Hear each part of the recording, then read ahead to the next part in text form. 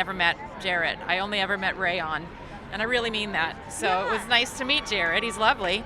But she came in. It was the first day that I met her, and she sat down in my chair, and she was kind of sizing me up a little bit, seeing if I was going to be the makeup artist up to her standards.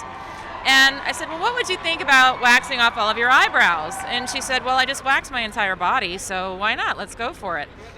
So I heated up the wax, put it on, and I said, I better do this in one fell swoop so she has my confidence. And I went to pull off the wax, and she just touched me really lightly and said, oh, sweetheart, make it quick, why don't you? And I said, okay.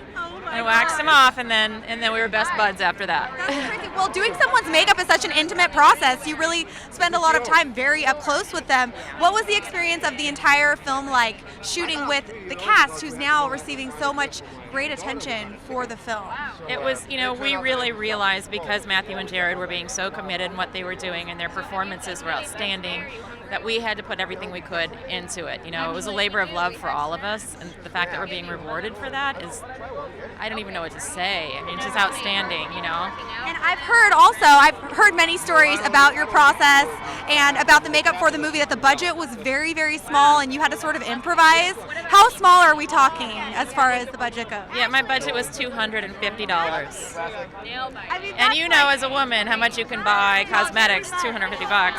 I had to go back to old school techniques, a lot of highlighting, contour, stuff they did in the silent film era, there was a specific rash that most full-blown AIDS patients get, and I couldn't figure out what to do to make the little pustule-looking marks. And I said, well, it kind of looks like grits and cornmeal.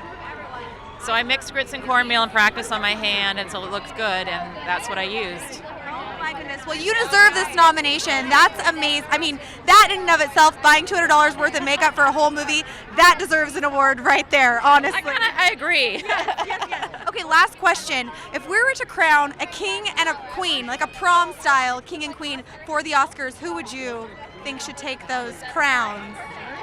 I say Matthew McConaughey and Rayon. I agree. You're not the first person to say that either. Actually, one more question. Do you have your victory dance prepared? Because I feel like you should do a little jig if you win. Is there a victory dance? I was told I had to prepare a victory speech just in case, but nobody told me about the dance. I think it's a great idea. Dancing is always a good idea. All right, I'll start working on that right now. Okay.